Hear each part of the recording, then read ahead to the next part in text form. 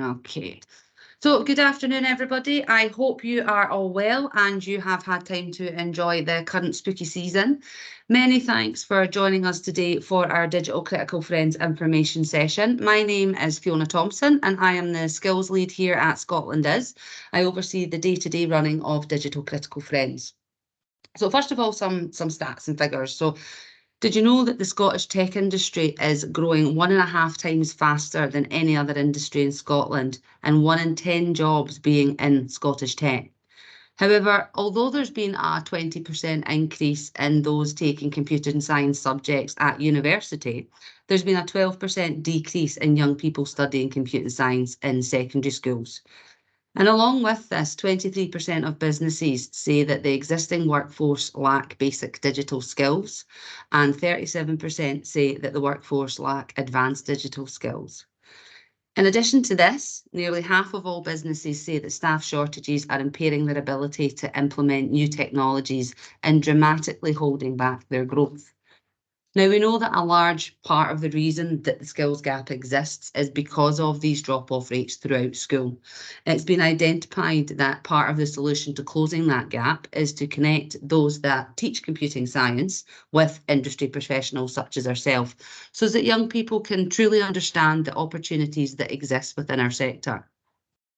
Our Digital Critical Friends programme aims to close that gap, and today you'll hear more information about what the programme involves from myself and from our partners. In the session today, we've got Debbie from STEM Ambassadors, who will chat through their role within the programme. We've got Becky from Tech She Can, who will discuss the resources available to you through their Tech We Can programme. And Andy will join us later from Police Scotland and will talk about their Cyber Choices initiatives and how we as Digital Critical Friends can support this. We'll also have time at the end to answer any questions that anyone might have. But before I start today, I just wondered if anybody knows how many tech sector jobs are forecast to be open each year within our sector. Any thoughts or ideas on that at all? No? Okay, fair enough. So the latest forecast figure is 15,600 jobs year on year are forecasted to be available within the sector.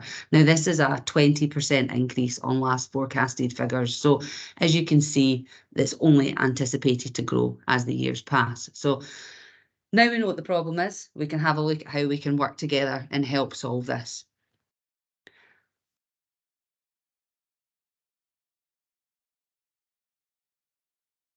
There we go. So first of all, for those that don't know, who our Scotland is. So hopefully everybody's aware, but just to give you a little bit of background on ourselves, we were created in 1999 and our fundamental aim is to support the growth of the Scottish tech sector. We're the only trade body and cluster management organisation for the digital tech sector here in Scotland. We're independent, we're not for profit and we're membership funded. We do all of the things that you would expect a trade body to do, and we act as the voice of the industry into government and help create initiatives which lead to the economic growth of the sector. We have a core membership of around 450 organisations, ranging from startups and SMEs to our enterprise level companies.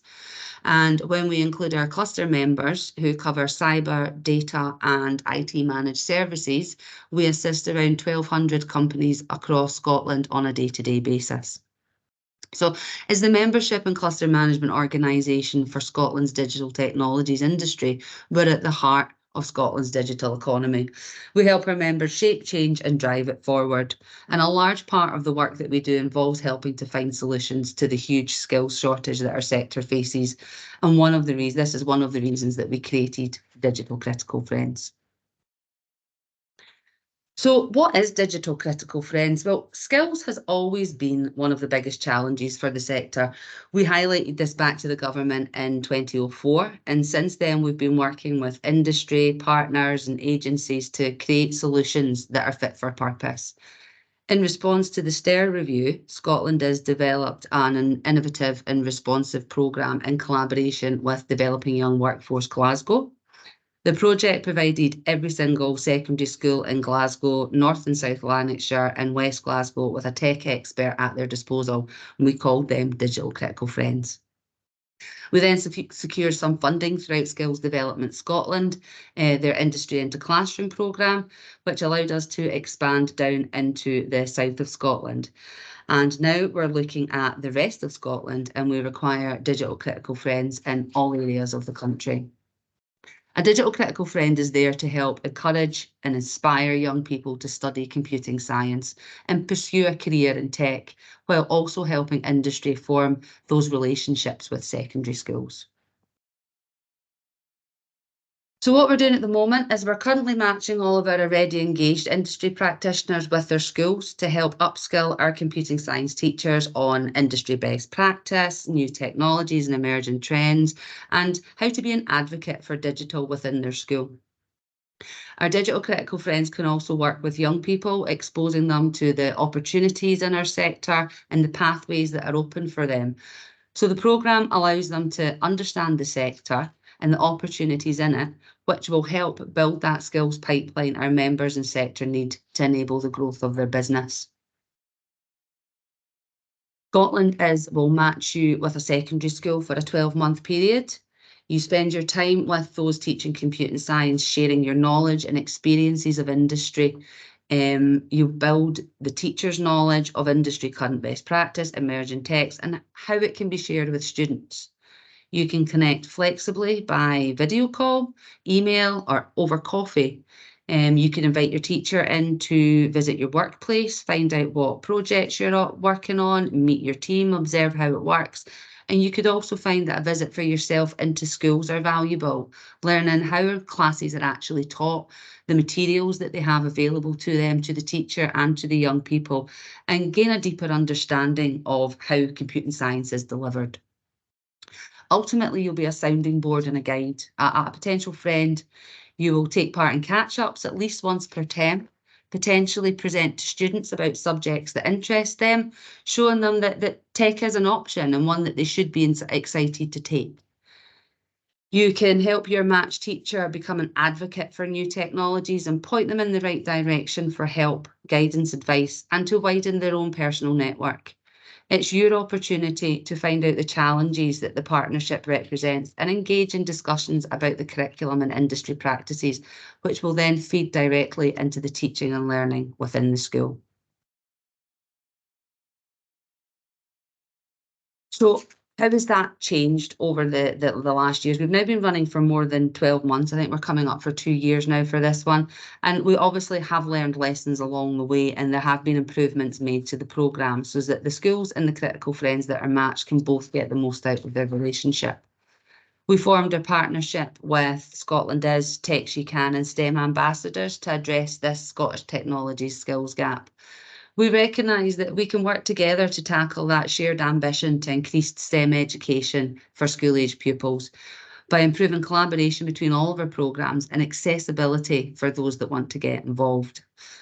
Through the new partnership, STEM ambassadors will provide PVG accreditation, making it much easier to become a digital critical friend and protect yourself and the schools that you're involved with.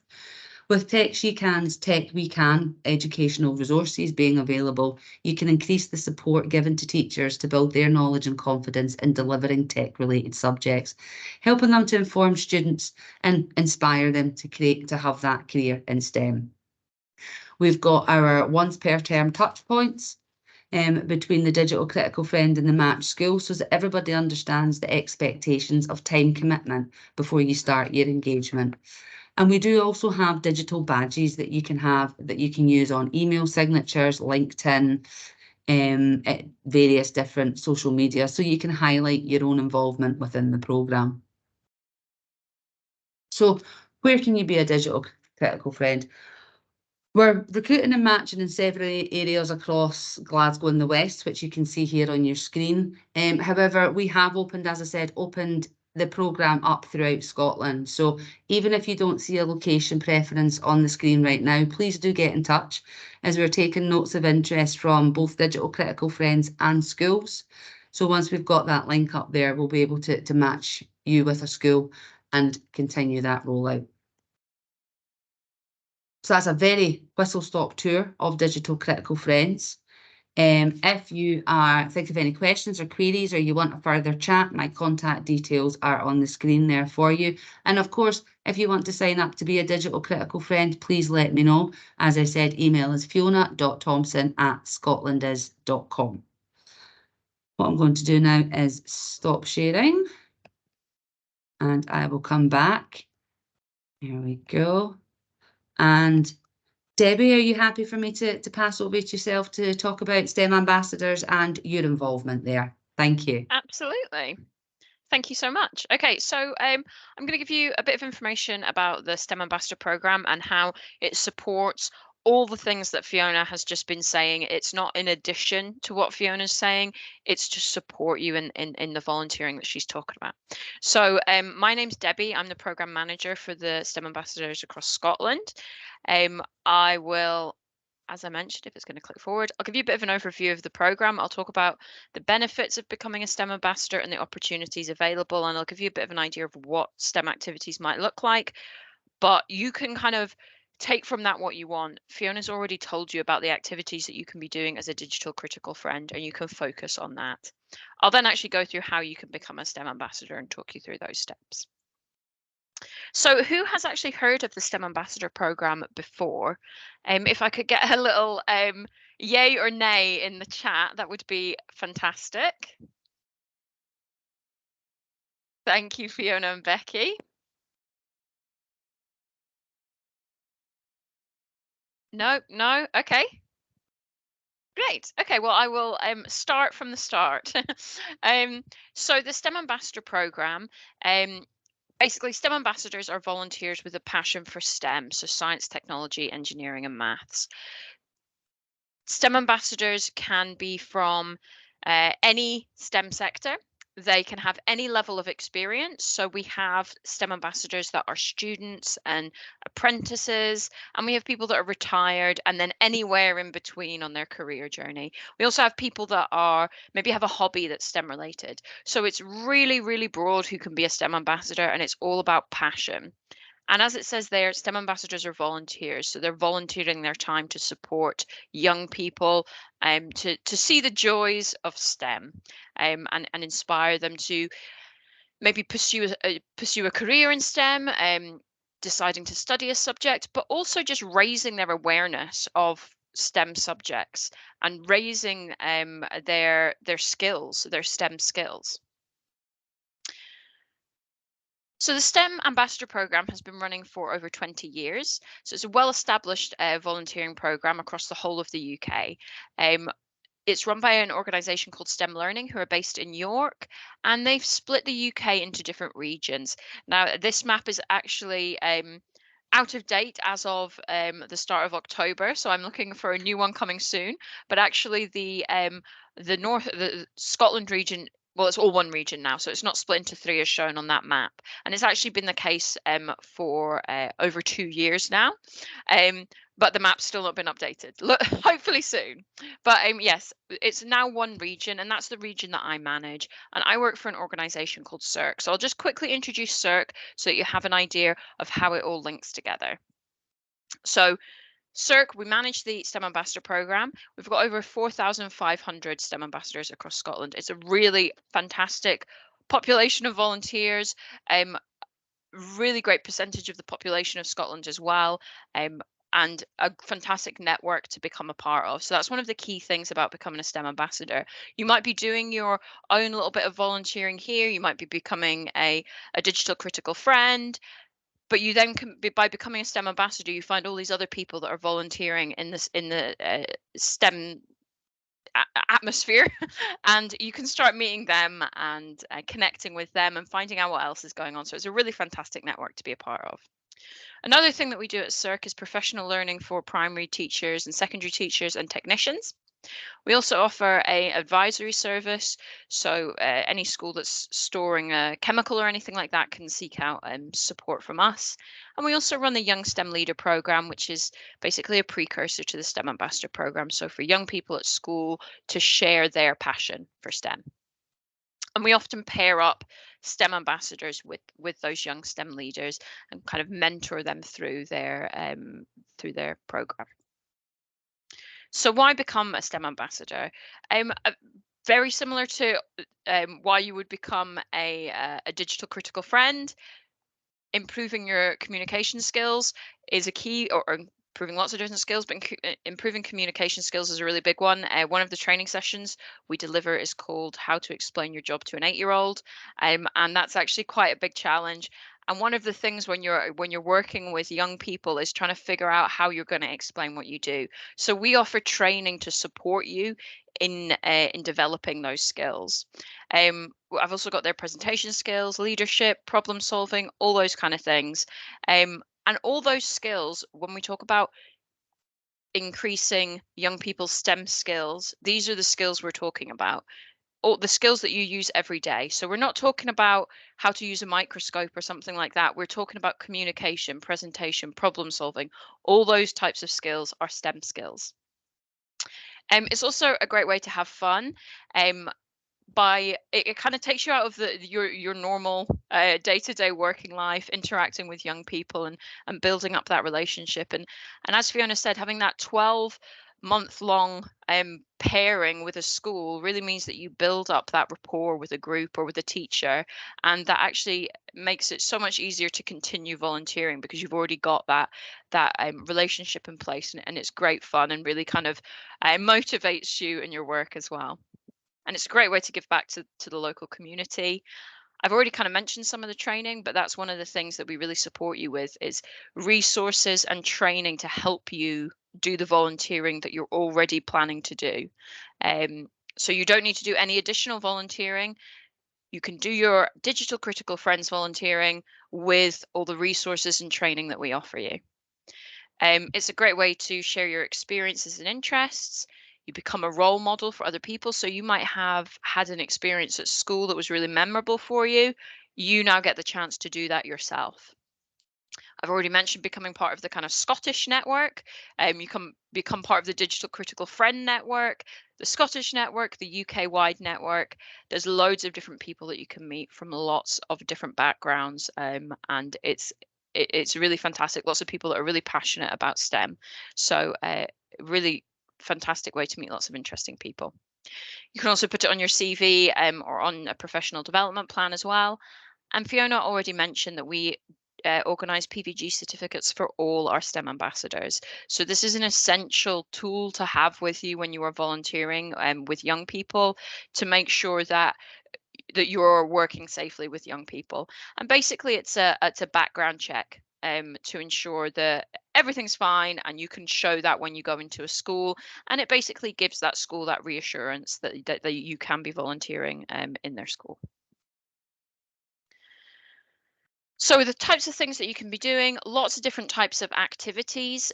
One of the things that we're really trying to encourage is more long-term activity. So by that, I mean not just visiting a group of young people once, but going back time and time again and building up that relationship.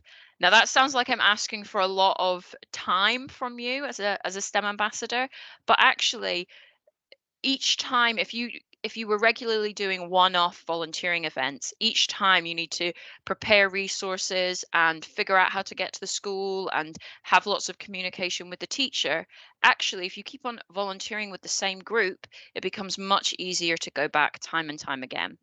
It also means that the group, the young people that you're working with, get to know you and start to see themselves and maybe start relating to you and start to see themselves in potentially a STEM career like you. So it's really good to build up that relationship, and that's exactly what Fiona's describing when she's talking about those being paired up with a school. So that is absolutely perfect to be doing that.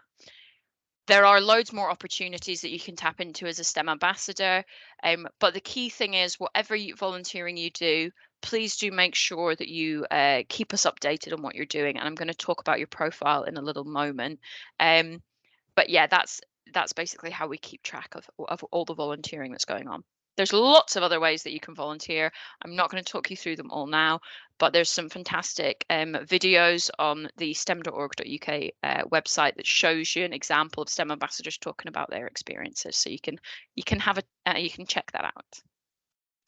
So this is an example of a list of activities. So you can, once you've created your STEM ambassador profile, you get access to all these volunteering opportunities. You can choose to work with a particular age group. You can choose to work on a particular subject in a particular geographical region, a particular date, and you can filter for all of that and find an activity that suits you. You can also, if you can't find something that suits you, you can put an offer of an activity on the database as well, so that teachers can come to you and say, that sounds really cool, I'd like to do that. So I've already kind of gone through this a little bit, but just to have it all in one place, how we actually support you is we share lots of volunteering opportunities with you. We offer regular training. It's all online, so you can take part in that training wherever you are. So I've already talked about how to explain your job to an 8-year-old. There's another one called This Is Me, I'm a STEM Ambassador, which is about developing a 2 to 3 slide long presentation that's quite like image focused and is a tool that you can create that you can use time and time again. And it's a great way to introduce yourself during a STEM activity, or you can drop in online to a class and use that presentation. It can be short and snappy. So that's a really great session as well. But there's lots of other things. We also do organised events, so around Maths Week Scotland and British Science Week and things like that. So we'll share opportunities like that with you. And we also do different projects as well. A couple named there, so National Numeracy Champions, where STEM is for Everyone champions. We've got lots of different types of champions, and it's basically an opportunity for you to volunteer in other ways. But as I said, the volunteering that you do as a digital critical friend, you didn't, if that's the amount that you can do, you do not need to do any more volunteering than that. Everything, all the other things that we offer as support, you can still tap into as a STEM ambassador. We also offer you advice and support. So if there's something, if you're not sure about how to work with a particular teacher, or you want some guidance on how to a particular resource or something like that, we can help you with that. Lots of resources available. So there's lots on the STEM Ambassadors in Scotland website. We have physical kits that you can borrow, and we also have lots of online things that you can borrow as well. So that's a good place to head to. All of those resources you could use in the volunteering that you do as a digital critical friend. And there's also a ton on the stem.org.uk website as well. I'm going to be sharing that link with you in a moment, because that is the vital link for becoming a STEM ambassador. So that's what we'll talk about now. So how do you actually become a STEM ambassador? So the website to remember, stem.org.uk. I will pop it in the chat as well, but it's a fairly simple one. When you go to the profile, when you go to the website, you can go into the STEM Ambassador section and you can find out lots more about the program. But if you're ready, if you're keen to sign up, you can go straight to the register core button in the top corner, or go to the link that Becky's just popped in the chat. Thank you so much. And you can create your STEM Ambassador profile. Once you've created your profile, you will be asked to complete an online induction. This goes into safeguarding and how to safely work with young people. It talks about the insurance that you get as a STEM ambassador and the types of activities that you can be doing as well. So it's a really useful additional step to give you the confidence to volunteer. And then we go through your PVG application. A part of that is that we need to see photographic ID and a proof of address, and we do that over a Teams call, and it literally takes under 5 minutes to complete, and then you get your PVG application sent to you. Once you get your certificate back, you can then start volunteering. To give you a bit of a time frame, if you were to create your profile today, it takes It can take up to a week for the online induction link to come through, and then a couple of weeks to get your PVG application through. You're roughly looking at about a month to become an active STEM ambassador. You can already be signing up for opportunities through Fiona, as long as you're sort of starting this process to become a STEM ambassador. A couple of other things. So we ask for a minimum of one activity in a 12-month period. So it's not a huge commitment. If you decide you want to become a STEM ambassador today, thinking you've got loads of time, and then tomorrow at work you're given a huge project, that is absolutely okay. You can do something half an hour online. You can write a profile about yourself. It does not need to be a big activity, and you can do something that hopefully fits into your schedule. If you feel like you can take on something bigger and maybe more long term, you can do that as well. So we can, basically one activity in a 12-month period as a minimum.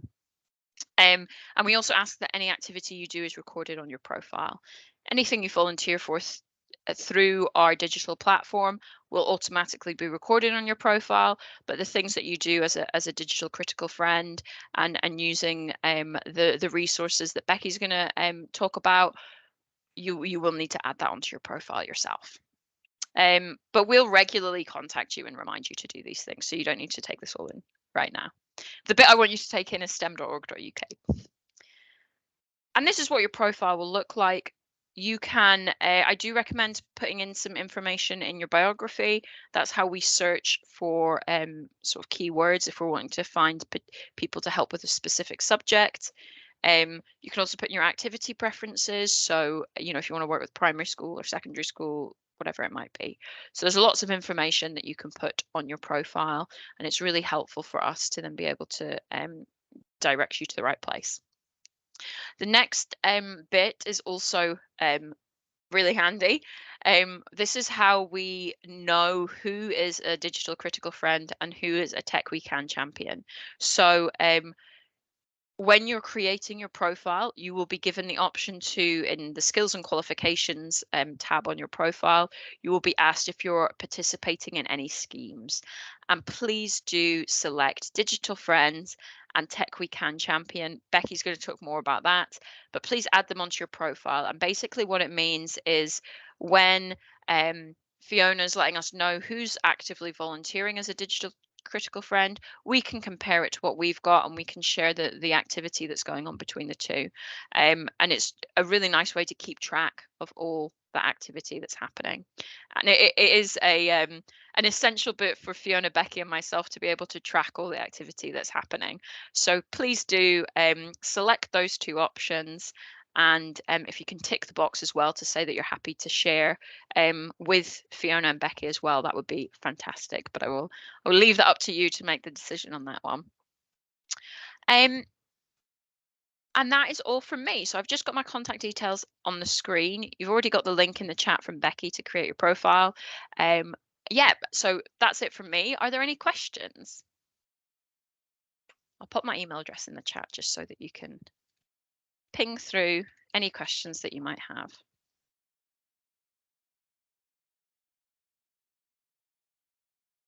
I'm happy as well to share these slides with Fiona if you want to send them out afterwards or anything like that, particularly that slide with the digital critical friend and Tech We Can champions is quite useful to share. Okay, I'll hand back to you, Fiona, to pass on to Becky. Oh, you're still on mute, Fiona. Is that any better? Because I seem to have frozen. Excellent. Yes, so I'm having to do it manually rather than just clicking on and off. So absolutely, I will make sure I have all the slides and things like that from Becky, Debbie and Andy, and we will share that with everybody over the coming week. So I'm going to pass over to Becky just now to talk through the Tech She Can and the Tech We Can resources that are available in there. Thank you. Thanks, Fiona. There we go. Can you see those slides now? Brilliant. It's all working. Fab. So yeah, good evening, everybody. My name's Becky Patel. I'm Head of Education and Learning for a charity called Tech She Can. Tech She Can are a charity on a mission to encourage more women and girls to consider careers in technology. But I'm going to take you through today very briefly who the charity are, and then move on to our Tech We Can educational resources and how you can use them as a digital critical friend. So as you can see on the screen, we are supported by many different organisations, and that allows us to do everything that we do for schools completely for free. On the screen, you can see our strategic partners, but actually we have over 250 members of the charity that work with us. My background is teaching. I was a primary and secondary school teacher for just over 11 years, and I can't tell you how key it is to have people like yourselves willing to help advise teachers. As a teacher, I went straight out of school into university and did a geography degree, converted that into a teaching PGCE and went straight into a school. I have no clue or idea until I moved out of teaching what on earth an office even looked like, let alone what you did day to day. I'll just give you a very quick story of my friend telling me she was a marketing manager. And I said, okay, so what on earth do you do day in and day out? And she described it to me and I said, do you answer emails day in and day out? And she said, well, yeah, sort of. That's pretty much what I do. I answer emails and I go to meetings. I was like, you answer emails and you go to meetings. And then the more I learned about all of my friends outside of teaching, that's pretty much what they did. And well, guess what I do now? I answer emails and I go to meetings. Now, obviously, our roles mean far more than that, but I can't describe that to my students because I had no idea what you all did. So it's so important, a role like a digital critical friend, because you can help the teachers, but also I can tell you now how you can help the students as well and give you the resources that you need to be able to not only be that amazing digital critical friend to the teacher, which would be so powerful, but actually to get in front of the students too yourself and be able to inspire them. So Tech She Can exists because tech is not a diverse place to work still UK wide. Lots of stats that show that actually only 10% of leaders in technology identify as female across the UK. Only 3% of women say that tech is their first choice coming out of university. So lots of different stats that basically show that some of you might work for organisations that are doing great in this area, but UK wide it's still something we need to work on. And the Scottish Government are really pushing this as well and being able to try and work on this diversity in the tech sector. Also, future talent and children coming through the pipeline of technologists, the people you will inspire as a digital critical friend, either by talking to the children directly or through their teacher. So around 65% of children today will actually work in a job that doesn't even exist yet.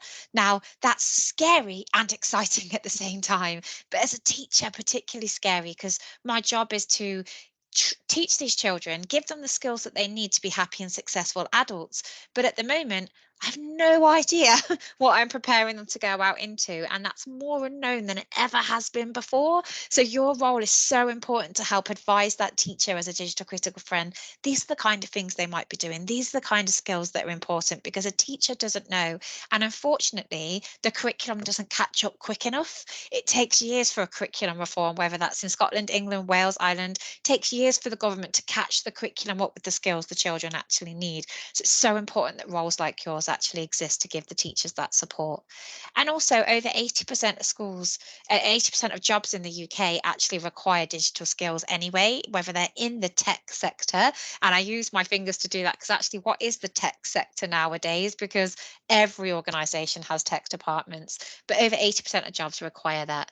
And around a quarter of schools do not offer higher level GCSE, so highers in Scotland, computer science, which means we have millions of children across the UK wanting to take that one step further when they get to S3, F4, S4, wanting to choose what it is that they want to do, but can't because there isn't a teacher to be able to teach them that as well. So there's lots of issues with the curriculum that we're really trying to work around. That's the mission of our charity. We are called Tech She Can after all. So we're trying to encourage and make sure that women are equal members in creating and developing the tech and the business and the products and services that will shape our future.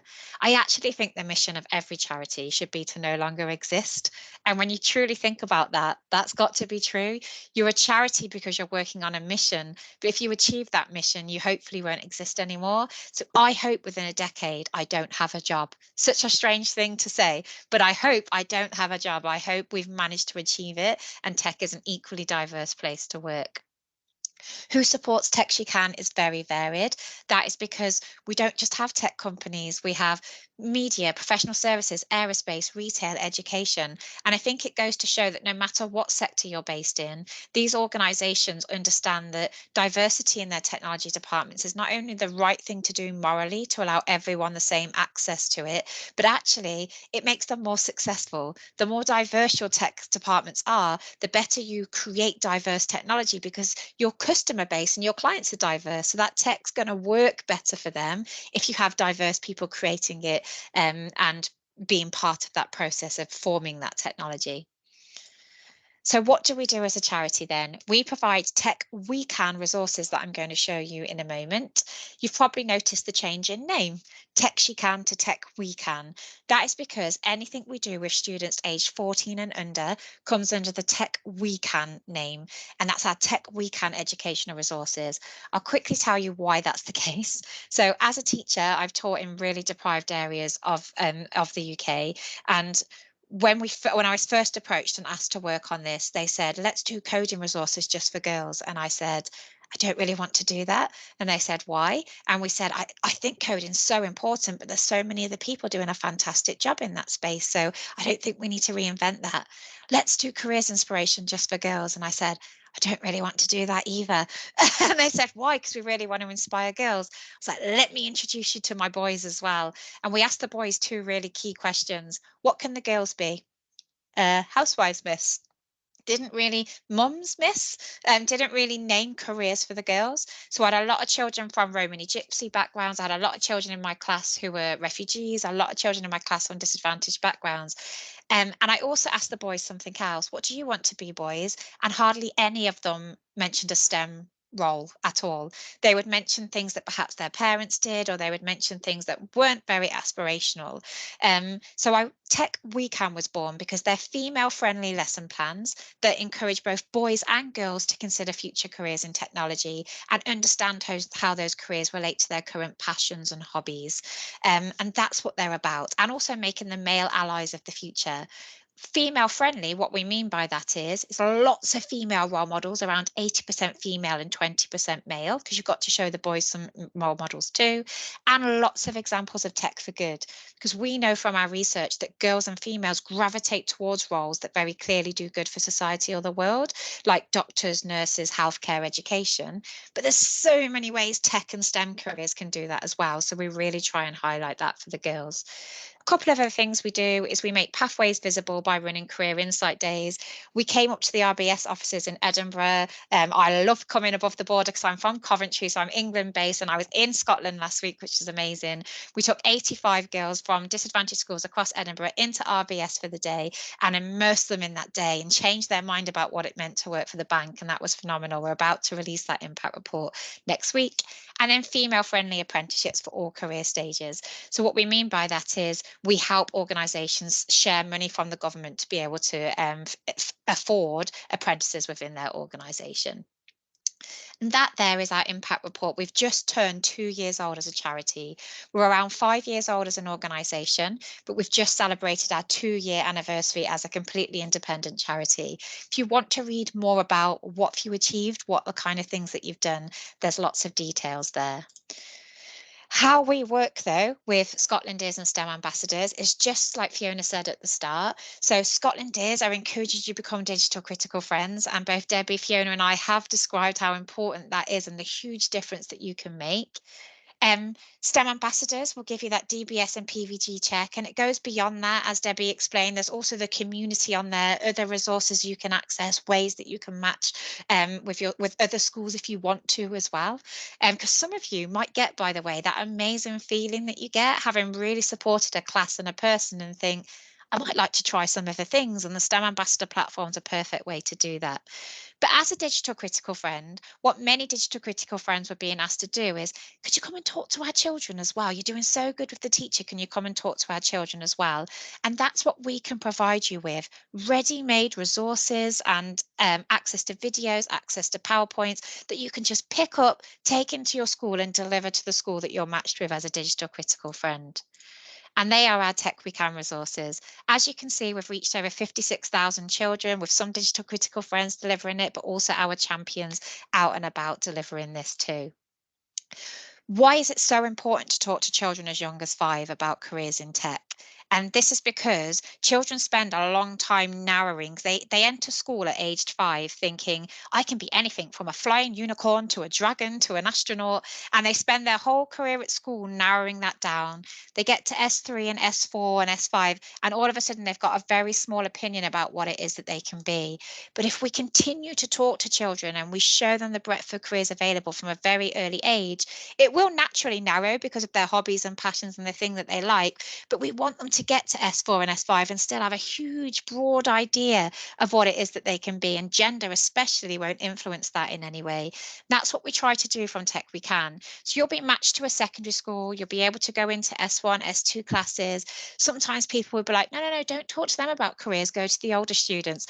Please, please, please say, no, I'd like to go into S1 and S2. I really want to speak to them about it, because it's so important that you start from there, because they're already started to narrow and we need to stop that narrowing of what it is that they think that they can be. In particular, children need to see how how tech careers relate to their hobbies and passions. So you'll see that our resources start with things like tech for space, tech for art, tech for sport, because you need to show the children that love football and rugby, the children that love art and drama, the children that love penguins, whatever it is that they love, that tech can actually relate to that in many different ways. And this is the difference that we make with Tech We Can. I asked a student in my S2 class, draw what a worker in tech looks like. And I asked them all, but this was a particular one I picked out. She said, Miss, this is a white guy who works in his mum's basement. I mean, I don't know how many basements we have in the UK. He has 16 screens while hacking to the Pentagon, also based in the US. So I worked a lot with her on geography after this. Will steal all of your money, is antisocial and has no fashion sense. Look at his dodgy green tie and brown suit. That was her quote. She said to me, he's the man off Jurassic Park that will steal the DNA, and then the flappy dinosaurs get him and he slips down the hill. I said, I know who you mean. I know who you mean. She said, that's who works in tech. After only 3 lessons with that class, I asked them to draw it again. And she said, Miss, this is me. I'm a social media manager. I work for Facebook. I'm funny, I'm kind. Here's my afro hair and super cape. This is what Tech We Can's about, completely changing the children's perceptions of. She's a mixed race young lady. She now saw other Black women working in tech in the pictures and images and the videos. So she saw relatable role models to her. She saw how English and her writing skills could connect to technology. And it's now an achievable career that she feels like something that she can actually go out and do. To save my voice just for the next 4 minutes, I'm just going to show you a video of the different types of resources you can access, and then I'll show you on the website where you can actually get to them. So hopefully you can hear this any second.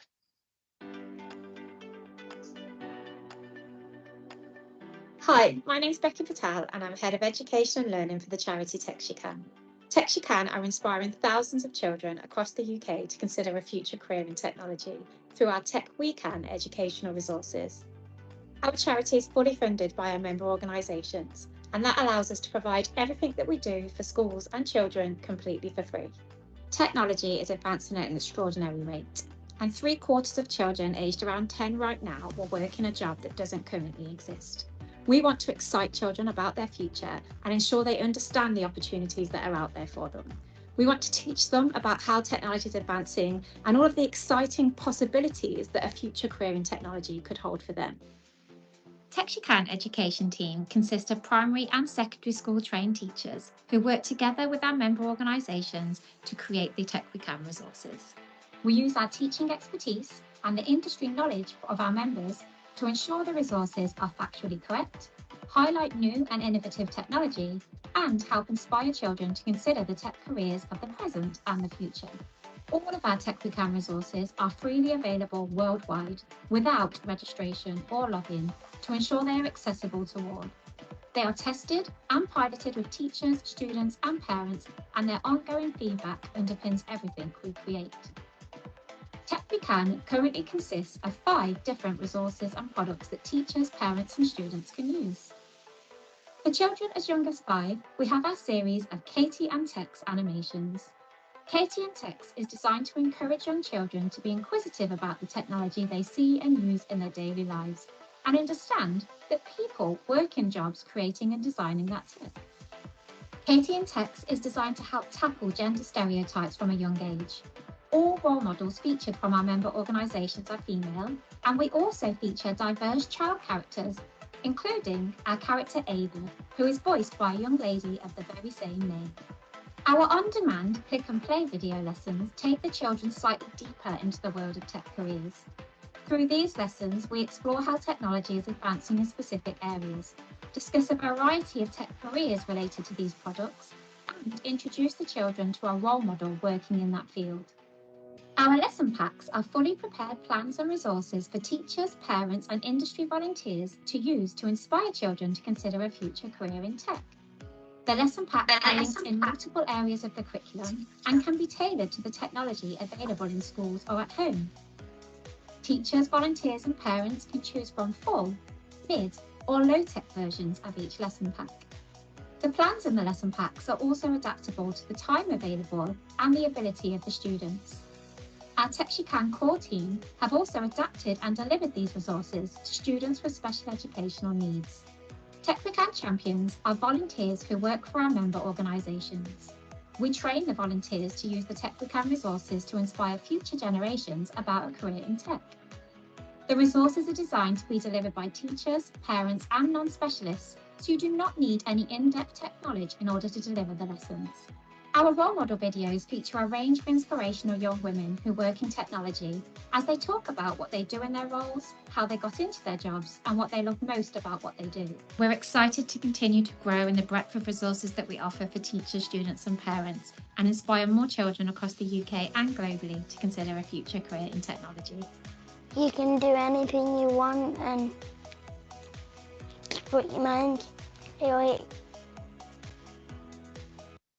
Saving my voice, explaining all of that. Let me go back to the presentation. Oh, there we go. Oh, it's going to play again. So there's the breadth of resources. The best place to take you to, though, will just be techshecan.org. Apologies for seeing the news for a moment. Nobody needs to see that. So on techshecan.org, if you go to Tech We Can and click on it, you'll see lots of different options here for your schools to join in with. There are assemblies, and these are a way of you being able to tell the teacher that you're matched with, actually, if you actually don't want to deliver the resources, you can always join a live assembly where the TechSheCan team will deliver that for you. For Green Careers Week, which is coming up on the 6th of November, we have a version of our Tech for the Planet, which will be live 2:30 till 3 o'clock on Monday the 6th. So there's already an opportunity you could say to your teachers, get the students to log into that and be able to watch it. Or there's one for the younger age range. We have lots of recordings available as well. So if that time doesn't work, we're constantly making recorded assemblies available for them. We have on-demand video lessons that you can click and play. So if you wanted to highlight to the children, let's look at Tech for Space, you can click on that and you can watch a video of Katie, one of our teachers, delivering that with the children, and you can chat to them about the kind of careers that they could go into. There's always a fun challenge to be able to do with them as well, if you would like to, like design a spacesuit of the future and label it with all the technology. We have lesson packs, like I described in the video, where you can go in yourself, choose an area of tech, click on it, choose a version dependent on the resources the teachers have available, because some of them will have iPads available and things like that. Some of them won't have any at all. So you can choose a version and download a full pack with the plan and presentations that you will need. There's also the animations, and even though many of you are matched with a secondary school, these go down just as well, as you can imagine, with the S1, S2, S3, S4 adult students as they do with the younger students, because often they don't understand what Gen AI actually means, or what the cloud actually means, or how cashless payments work. So have a watch of that. There's also an after school club. So if you were thinking, you don't have to do this after school, it could be in school time, but if you wanted 6 weeks of some really easy to follow plans and how I can actually use the videos and activities, just click on one and it will download a one-page plan for you that we suggest you watch this, then you do this task. If they've got techie extras, here's some ideas, but if they have, don't worry. They will work really well with the S1, S2 students.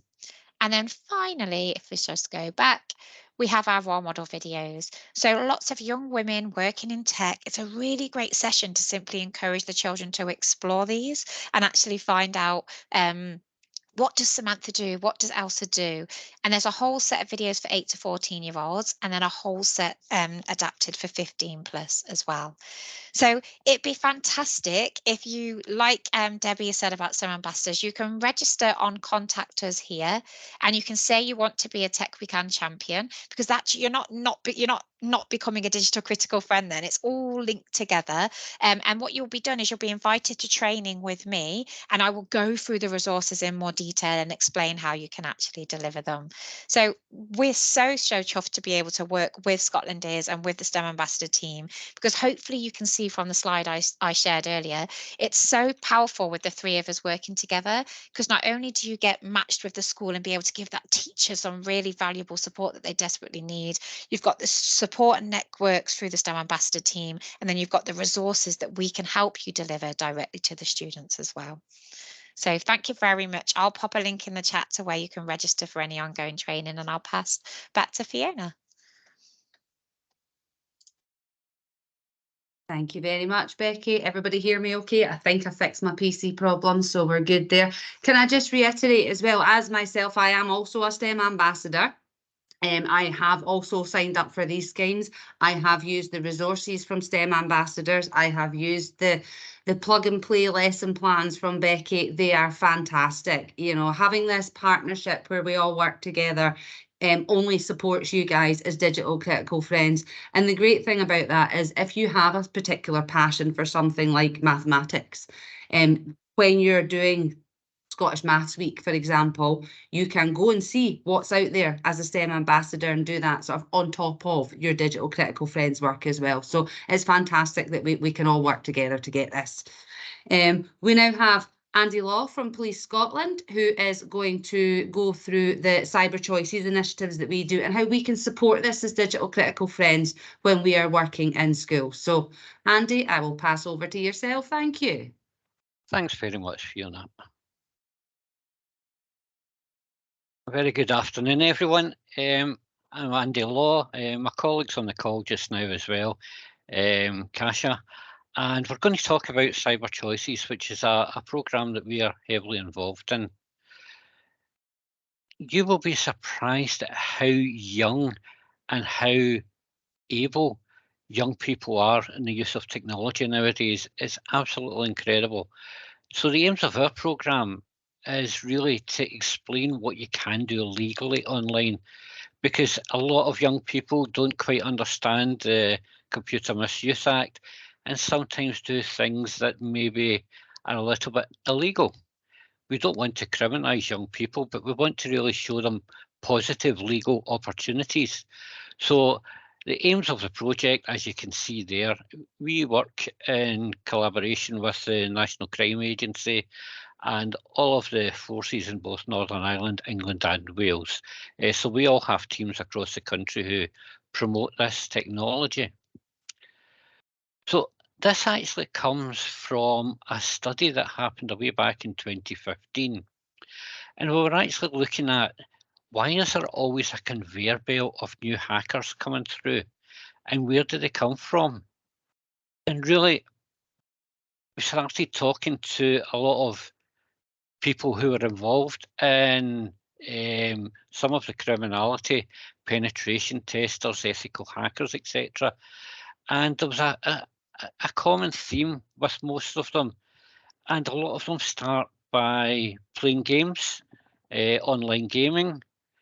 A lot of them then maybe try some modifications in games, and it just starts from there. A lot of them, it's not about, trying to make money. This is just about fun to them.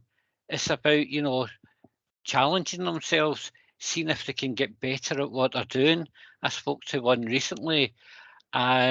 She started with doing mods or modifications on Minecraft, and then she just moved on from that, got a degree as an ethical hacker, and is now a senior cybersecurity consultant.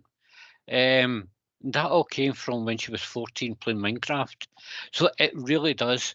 But what we want to try to do is get in as early as we can to these young people and make sure that they're learning the correct way.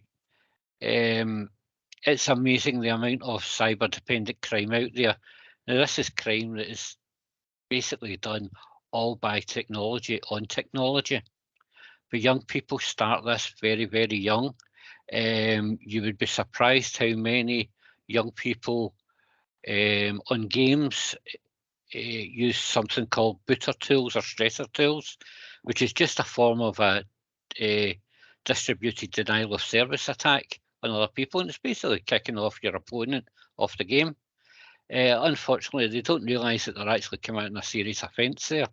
So what we're trying to do is educate the young people to know what's right and wrong, how to actually go about encouraging these skills in a legal way and giving them a pathway towards a successful career in technology. So when we look at it, some of these statistics will be quite surprising to you. So a quarter of every teen has admitted to trying to compromise someone else's social media account. And they all know each other's passwords, but that's quite a huge stat to see that a quarter of all teenagers have tried to usually log into their friends' social media account, their Insta account, their Snapchat account, and maybe post something or doctor a photograph on it. But again, all of that's legal. What percentage do you think of hackers actually started their work before the age of 16? I'm going to put that into the chat and let's see if we can get any answers through.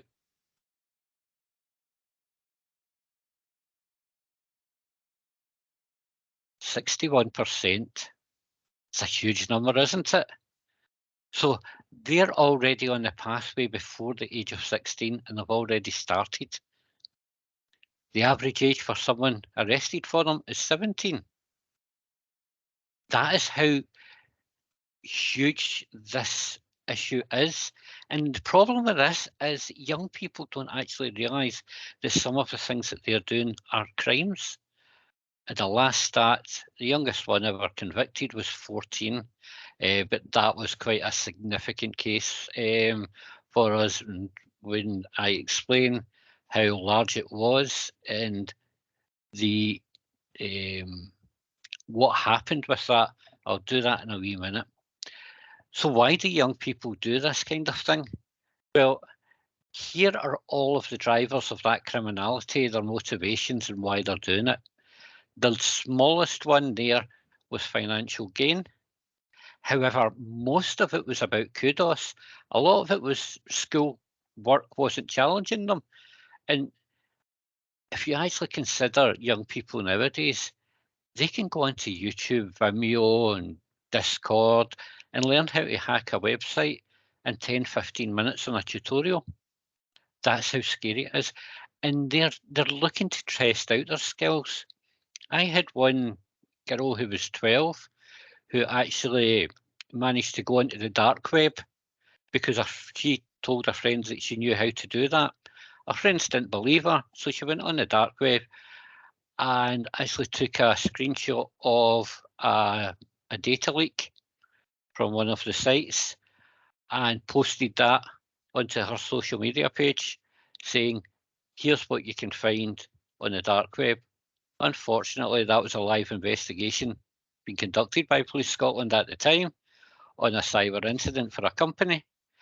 And if you imagine, that's like someone having a ring after a jewellery robbery. She had the data after a data breach. So we had to obviously go and speak to a 12-year-old about that, where she got it, just to make sure. Certainly she hadn't done anything illegal, but it just shows you how quickly they can do these things. But another one is a lack of perception of risk. Now, hopefully there's no game developers on the call, but if there is, it's all your fault, I think. If we all think back to the 1970s and 80s, when I started gaming, all of the games back then had cheat sheets on them. They had modifications. So in the game, you were actually encouraged to try things which would give you unlimited lives, or there would be a secret platform that you could do in game. And that was actually created by gaming developers at the time. And we still have that with modifications to games. But essentially, what was that teaching the young people at the time?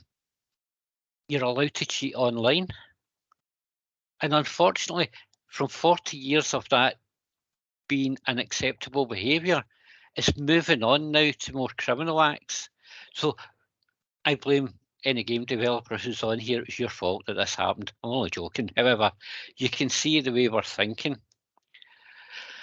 So how many people here actually know the Computer Misuse Act?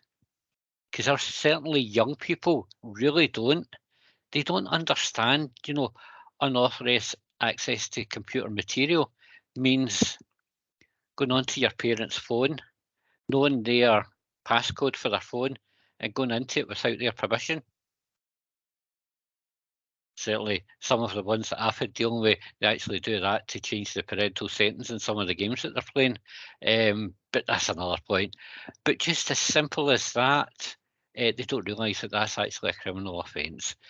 You know, as we said earlier about gaming, using a booter tool to kick someone off the game to keep their winning streak going. Again, that's a denial of service attack. Again, it's a criminal offence. And in schools, you even have things like they will log in with their teacher's password to see what the teacher can access on the computer, because some teachers maybe not the best at hiding their passwords, especially some primary school teachers. So a lot of this happens. So this is a case study that we actually had. So this was a young boy, age 14, not really interested in school, was a gamer, loved playing games online, started doing the gaming forums, which is basically, you know, just a talking shop online all about games. When he was playing games, he was subject of a couple of booters, so he's been kicked off games, and he didn't like that. So he thought, how do I get these people back? So he started using a booter tool, he started cheating at games, and then that just developed into, you know, learning how to hack more sites. So at the age of 15, he programmed his own DDoS software because he had been doing it for almost 2 years at that point, and he could see the frailties in some of it, developed it on. At 16, that got commercialised. However, what actually happened was 2 organised criminals saw the opportunity with his program to monetize it, spoke to him, and basically coerced him into letting them take over the business side of his program. What happens there? 1.7 million attacks from the software he developed. It was used by so many different people, 110,000 users across the world. When he was practicing it, he committed over 600 attacks against 180 IP addresses. And at the age of 18, he was arrested. Look at the money he had. Now, he was tried as a juvenile and he received 24 months. But if we could have spoken to that boy when he was 15 and actually directed him, how successful would he have been in a positive aspect? Because he obviously had the programming skills. He could have gone far. But unfortunately, with such a criminal record, no tech company is going to take him on. Not really his fault. However, he was easily influenced by criminals. And you will find criminal organisations will basically go through every hacking site, gaming forums, looking for their next conveyor belt. So what kind of referrals do we get?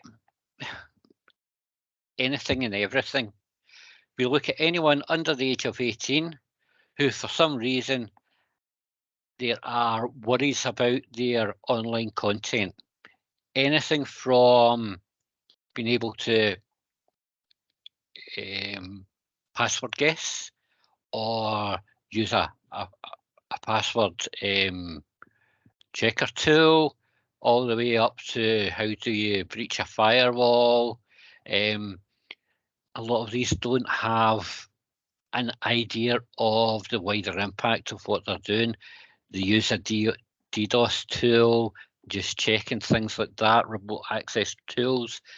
We have this all the time. So our ethos at the Cyber Choices with Police Scotland is, it's not about criminalising our young people. It's about encouraging them. It's about giving them a pathway. It's about giving them free training, giving them free courses, getting them actually trained so that they understand the ethics online, and then possibly diverting them into a proper pathway where they can become a successful career.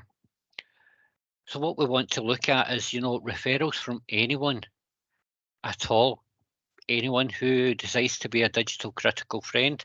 You might be approached by a school teacher who has concerns about a young person in their school. Let us know about it.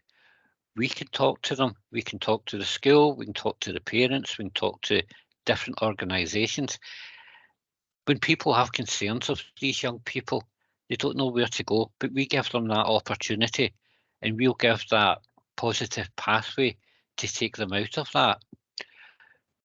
So remember, if you do become a digital critical friend and you're at a primary school or a secondary school and the teacher has concerns about a pupil, there's somewhere to go. That's our email. I'm going to get my colleague to add it into the chat. Just drop us a wee email about it. Just tell us the circumstances and we'll help, because it's not about criminalising young people. This is about to encourage them, but encouraging them to do it legally. So it's a great project, but can I say we've had anything from 8-year-olds who have managed to go into their school network, escalate their privileges to that of a teacher, and make a purchase with the school's Amazon account. And that was at 8 years old, which I think was quite impressive, because he did buy his favourite teacher a nice present, paid for by the headmistress, who wasn't happy. But these things are actually happening. Our young people do spend a lot of time on technology, and they do learn very quickly. So it's really making sure that they understand the legal pathway that they should be taking. And unfortunately, we don't actually teach our young people about the ethics of the misuse of the Computer Misuse Act. And what we need to do is better inform them so that they are making the right choices, and then they can lead on to a very successful career. So any questions at all, I'm happy to answer just now. I couldn't put the email address any bigger than that. Hopefully I'll put it in the chat as well. But anything at all, just let us know. But for a change, Police Scotland are actually here to help as best we can. So if you do get involved in this, we'll be there to assist as well. Thank you. Fabulous, Andy. Thank you very much. I do think when you hear some of those stats there as well, it kind of blows your mind a little bit, doesn't it? You're talking about 8-year-olds. I have a 10-year-old, and I'm like, I don't even think he knows how to turn on the PC, but some people out there are phenomenal, and that's exactly what it's all about. As you said, Andy, it's about making sure they know the pathways. It's about making sure that they know where to go to get support and to go on to that good pathway, and ultimately come into our industry, come into our tech sector, and fill some of those skills gaps for us. That's exactly what we're looking for. So does anybody have any questions while we have Andy and Becky and Debbie and myself on the call, or are we happy to wrap up? John, I believe it's just yourself that's left, because I know that Ronnie and Christopher had to go. But if you do have any questions, please let us know. No, it's all good. Thank you. No, really appreciate the presentations. They were great. Yep, hopefully follow up soon. Thank you. Perfect. So what I'll do then is I will close the call just now. I will get the presentations off the presenters. I'll make sure they're sent out, John, so that you can have a look, and I'll let Christopher and Ronnie know as well. And I will be in touch and persuade you to become one of our digital critical friends. So thanks very much for everybody's time today. It was great to see everybody, and I hope to speak to you all soon. Thank you, Okay. Fiona. Bye. Thanks very much. Bye now. Bye-bye. Thank you. Bye.